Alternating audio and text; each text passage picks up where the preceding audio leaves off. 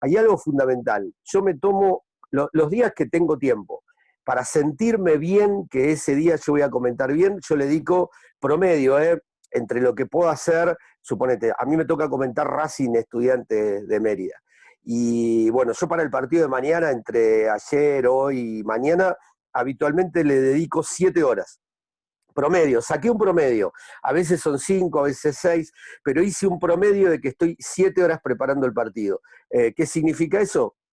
Averiguar toda la información que tiene que ver con los equipos que van a jugar, con los protagonistas, sacar información de los protagonistas, y eso para ver imágenes, videos, situaciones, formas de juego de los equipos, si es que no los tengo muy presentes, en promedio me lleva a eso, me lleva unas 7 horas. Así que, si querés, es eso. Y el comentario creo que tiene tiempos, ¿no? El comentario previo, el comentario que se desarrolla durante los 90 minutos, el comentario del entretiempo y el comentario del final. Creo que el comentario previo, yo siempre fui contrario al comentario previo. Le busqué la vuelta con el tiempo. Me parece que es lo más inútil que hay el comentario previo. El comentario más importante que tiene un comentarista es el del entretiempo, porque el comentario final, si un equipo perdió, la mayoría de los hinchas apagan la radio. Así que creo que el momento clave, el momento donde más claro hay que ser, el momento de un comentarista de radio para poder explotar, aprovechar y destacarse, es el comentario del entretiempo de un partido. Y en sí, Néstor, porque nosotros hablamos con los chicos y con las chicas de que el comentario obviamente es la opinión de uno sobre un hecho puntual, pero que lo igual quizás de importante que la opinión es el argumento, o sea, no decir que para vos pasa algo porque sí, porque yo creo que cuando uno opina sobre un hecho puntual y da el argumento, al otro le puede gustar o no, pero uno tiene dónde pararse. El porque sí, que lamentablemente se ve en muchos lugares, es el que genera un poco de enojo. Puntualmente un comentario bien hecho para vos, ¿qué tiene que tener? Bueno, tiene que tener una presentación, un desarrollo, un final. Siempre le digo a quienes estudian que hagan de cuenta que nunca se olviden del cuento de Caperucita Roja, aunque sea el original. Después hay variantes, bueno, hay un montón de historias, pero digo, como una base, como una cosa simple, me refiero a un cuento. Tiene que ver con la presentación, quiénes son los personajes, qué características tiene cada personaje. Después, dónde se desarrolla la historia, cómo se va desarrollando, es decir, por dónde va, por dónde transita, cuáles son los riesgos, etcétera, y la conclusión final, hacia dónde llegó, qué pasó y qué consecuencia tuvo.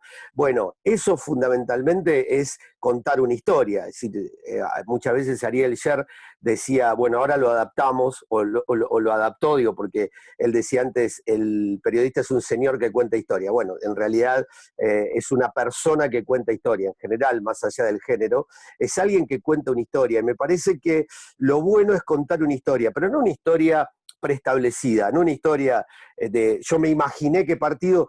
Yo veo que a veces hay colegas que quedan presos o quedan presas de aquello que quisieron ver y no vieron, y sin embargo terminan comentando lo que hubiesen querido ver. Y yo no. Digo, una cosa es lo que vos quisiste ver y otra cosa es lo que realmente pasó. Y ahí es la historia que uno tiene para contar. Porque, a ver, si uno lee a Roberto Alt, cuenta historias. Si uno lee a periodistas, está en contar una historia. Y esa historia bien contada es lo que termina siendo claro para el oyente. Alguna vez le pregunté a Juan José Pano, que lo tengo como uno de mis maestros, a pesar de, no es que yo haya estudiado, yo lo conozco antes de que él tenga Deportea, TEA, etcétera, y una de las cosas que muchas veces charlaba con él, yo me juntaba a charlar con él para decirme, bueno, también le decimos nene, el nene Pano, bueno, decime qué te parece mi comentario. Mira, hay algo fundamental, te entiendo. Y entonces yo le decía, bueno, pero ¿qué significa eso? Que te entiendo, ya está, te entiendo. Dice, qué mejor que te diga que te entiendo. Y digo, la verdad que está bárbaro. Que a uno le entiendan lo que quiere decir, me parece fantástico. Entonces lo utilizo mucho ahora. Cuando charlamos con gente amiga, con colegas o con estudiantes, yo le digo, mira, lo más importante es que entendamos lo que querés decir. Después tenemos estilos. Y lo segundo es eso, tener un estilo propio para contar esa historia. Bueno, vos sabés que hablar, esto es más hablando de qué, si querés. Pero nosotros con Vivi, con Mercedes y bueno, con toda la cátedra, también hacemos mucho hincapié en el cómo, Néstor. Porque el cómo es importante, me parece, ¿no? No forzar una situación, no hay necesidad de gritar, por ejemplo, o de hacer un silencio muy prolongado, pero el cómo también es muy importante, me imagino. Sí, el cómo tiene que ver con el respeto. Si yo parto de la base del respeto por el oyente, uno le tiene que hablar a un oyente medio. ¿Esto qué significa? Y que va a haber muchos especialistas escuchándonos del tema que nos toque hablar en el comentario de fútbol, va a haber muchos jugadores de fútbol, va a haber muchos técnicos de fútbol, va a haber mucha gente que entiende de esto. Si vos te quedás pensando en quién te está escuchando, quedás preso de eso. Eh, a veces es superarlo. A mí me costaba mucho superar la mirada ajena cuando estaba en la cancha en mis inicios, ¿no?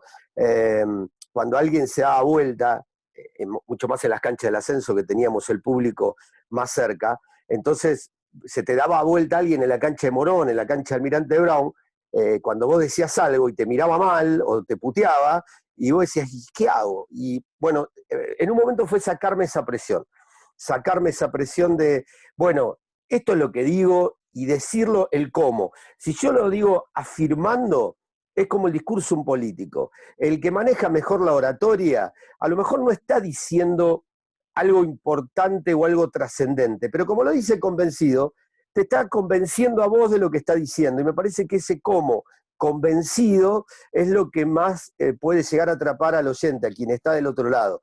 Ese cómo dicho de una manera contundente es como una oratoria, que te dicen, mira, tenés que tener en claro el objetivo. Si vos tenés claro el objetivo, hacia dónde vas, el cómo va yendo solo. Pero también me convencí de eso, que había que ser contundente, no gritar, aunque, bueno, yo vengo en estilo de Rivadavia, donde había que ir arriba y que tipo en la onda brillante, etcétera, no brillante de lo que se decía, sino el cómo, la forma, porque era un estilo de radio. Me acuerdo cuando pasé por Mitre en su momento, antes de estar en Rivadavia, me agarró un gerente y me dijo, mirá que esto no es Rivadavia. Y yo decía, pero nunca laburé en Rivadavia. Claro, pero la había escuchado desde los 7 años, entonces la tenía incorporada. Entonces, cuando uno habla de estilo y de contundencia, uno lo va aprendiendo. Decir, mira, es por acá, ¿no? Es por acá.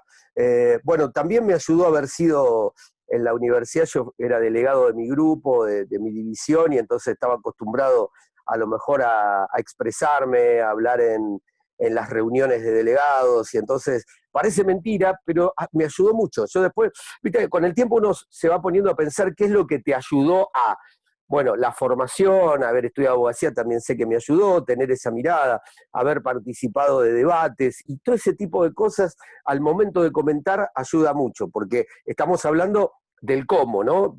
No del qué o cuáles son las circunstancias del análisis, sino de por qué uno se expresa de esa manera. Y bueno, nada, uno va encontrando un estilo. Creo que lo encontré y lo bueno es esto, porque muchas veces te plantean, bueno, Vivi, que es por el lado de la rama femenina, es la primera o una de las primeras en transitar este mundo de comentar partidos de fútbol. Claro, quien vengan atrás la van a tener como una referente y lo más difícil quizá va a ser construir un estilo propio para quienes vienen detrás de ella. En el caso nuestro, que teníamos mayores antecedentes, te quedás con esto también, ¿no? De cómo uno puede llegar a ocupar un lugar sin copiarse, sin decir, a mí lo que mejor me pueden decir es que no me parezco a, ¿no? Porque si dijeran, uy, tenés cosas, sos parecido a Apo, a Julio Ricardo, a Horacio García Blanco, a Enrique Macaya Márquez, a quien sea, por tomar los ejemplos de los que uno considera como mejores comentaristas, bueno, evidentemente algo estaría haciendo mal, porque el estilo tiene que ser un estilo propio. Néstor, hoy hablabas de los momentos del comentario, porque está claro, y lo hablábamos también con los chicos y con las chicas, una cosa es antes del partido, otra cosa es durante, entre tiempo y después, ¿no? Y yo imagino también que hay una cuestión de ritmo, ¿no, Néstor? Porque vos, Vivi y todos los que comentan, tienen que ir 2 o 3 cambios más abajo que el relator, porque me imagino que si no es toda una continuidad, digamos. ¿Es un poco eso también? ¿Es la pausa, digamos, en los partidos? Sí, sí, en realidad este es un buen punto porque en esto de ir probando estilos, haciendo el ascenso con Caimi, probando estilos, una de las cosas que decía era, no hay nadie que comente a la velocidad del relator, ¿no? Y entonces, durante varios partidos, probé a hacer eso, una locura, porque el relator en esa velocidad describe Y entonces, si bien para mí es la función más difícil en una transmisión de fútbol relatar un partido, mucho más difícil es querer tener el ritmo del relator elaborando una idea al ritmo del relator, porque ahí vos ya no tenés de dónde agarrarte para poder elaborar esa idea, no estás haciendo una descripción, estás elaborando un concepto, y elaborar un concepto en la velocidad de un relato, donde no vas a describir, descubrí que era mucho más difícil todavía. Lo intenté en un momento, recuerdo que creo que fue para esa época, estábamos en el seminario de relato, lo invitamos a Román Yuch y Román dice, a mí no me gustan los comentaristas que van al ritmo del relator, decía Román en aquel momento. No digo que lo había dicho por mí, sino simplemente él hace esa observación. Y entonces yo digo, no, porque el concepto siempre es que hay que bajar un cambio. Igual, ojo que no lo cambié eso del todo. A mí me gusta una velocidad más, no, yo no bajo del todo. Me gusta jugar con los matices, en algún momento bajar, en otro momento meterle ritmo a la par del relator. Trato de jugar con esas inflexiones. Sí, está claro que hay momentos donde vos en la reflexión necesitas hacer esa pausa para que quien está del otro lado absorba lo que vos estás diciendo, si no es imposible que te entienda. Pero sí, el silencio también aprendí, que el silencio también forma parte del lenguaje radial, que hacer un breve silencio, no el bache que es ese silencio no deseado, digo, el silencio para que, si yo estoy hablando, vos que me estás escuchando, absorba lo que estoy diciendo, ese breve silencio, comprendí también con el tiempo que era importantísimo hacerlo, era importantísimo. Esa reflexión donde yo quiero que esa idea cale hondo, ahí yo le meto un breve silencio. Y después, bueno, no es lo mismo durante el partido que en la parte previa, que en el entretiempo, que el final. Otra de las cosas que me pasaba era, en otra de las pruebas que había hecho, se dan cuenta que fue prueba y error durante mucho tiempo, ¿no? Era ponerme un cronómetro, porque digo, ¿cuál es el tiempo que tiene que durar un comentario en el entretiempo o en el final? Entonces, bueno, había un gran debate sobre eso, cuántos minutos tenía que ser, porque en el entretiempo vos tenés 15 minutos de entretiempo, y en el medio tiene que salir publicidad, y hay que darle información de estudios centrales. Entonces yo me acuerdo que me ponía un cronómetro y decía, voy a comentar el partido en 3 minutos, y me obligaba a hacerlo en 3 minutos, una locura, porque había partidos que a lo mejor era para 1 minuto y medio, había partidos que era para 3, y había partidos que era para 4. Bueno, después también llegué a la conclusión haciendo eso, dejaba correr el cronómetro y saqué un promedio que lo mejor era 4 minutos. Entonces, ahí, tanto para el entretiempo como para el final, para tener tiempo de desarrollar lo que pasó en un partido, me di cuenta que el promedio ideal es 4 minutos. Pero eso lo saqué por prueba y error, nadie me lo dijo, nadie me lo enseñó, no es que alguien me lo haya explicado, sino que lo saqué de la misma prueba de mi laburo, ¿no? Del laburo particular que me tocó en cada cancha. Recién hablabas de la transmisión, Néstor, y la clase pasada Vivi había como abierto un poco el abanico preguntándole a los chicos y a las chicas si tenían idea de, por ejemplo, cuántos actores intervienen en una transmisión y demás. Siempre hablando de una transmisión tipo, ¿no? Básica, digamos, que cuenta con lo necesario y no capaz que 2 campos de juego. Lamentablemente hoy viste que hay uno por transmisión, a diferencia de antes y demás. Una transmisión, digamos, Néstor, ¿cómo le podés explicar de qué se trata una transmisión más allá de tu rol, digamos, ¿no? Me imagino que es muchas voces digamos, en el menor tiempo posible y sin parar. Bueno, a ver, a mí me asombraba la capacidad cuando hacíamos el ascenso. Por ejemplo, ves, ahí nosotros hacíamos el ascenso, Continental no, hacía un programa, y si Víctor Hugo no hubiese hecho ese programa y Apo a la tarde de los sábados, Vivi a lo mejor no hubiese entrado y no hubiese tenido la posibilidad de laburar, o Fabiana Segovia y tantos y tantas colegas que aparecieron por ese lado. En vez Rivadavia tenía el ascenso, y en el ascenso la época que se cubría la B, la C y la D, con lo cual Rivadavia mandaba un periodista a cada cancha. Y entonces Caimí tenía que administrar, porque ya era en época de celulares, no como la época de Bullrich, que también transmitía el ascenso y había transmitido el ascenso, sino que en ese instante todo el mundo podía salir con un celular.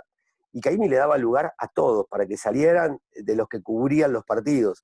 Y la verdad que administrar eso, imagínate la cantidad de voces, porque era relato, comentario, vestuario local, vestuario visitante, a veces apoyo de campo de juego, es decir, estando alguien en los alrededores de la cancha si el partido era importante, un clásico o una final. Estudios centrales, toda la gente que trabaja en la producción, ayudando a estudios centrales, que hay un productor, 3 asistentes de producción, quizás un coordinador había en ese momento, todos los que van a la cancha, todas las que iban a la cancha, administrar eso era un montón de gente, porque en el medio después tenías tenis que cubría Juan José Moro, básquetbol que cubría Juan Carlos Aceves, y yo vengo de una etapa donde cuando uno dice laburar, capaz que éramos un equipo de 50, 60 personas. Y cuando yo empecé con De Rensis, me mandaban, no sé, iba a cubrir Sacachispas y Tuzaingó, y yo salía desde un teléfono, como cuenta siempre Tinelli, para dar la información, y en todas las canchas había un periodista, ya sea de Rivadavia o de Radio del Pueblo, en aquel momento que era la que me tocaba laburar hace 40 años. Entonces, yo creo que la transmisión de hoy es relato, comentario, a lo mejor un vestuarista, un estudio central, es alguien en producción, eso se fue achicando. ¿Cuál es la diferencia?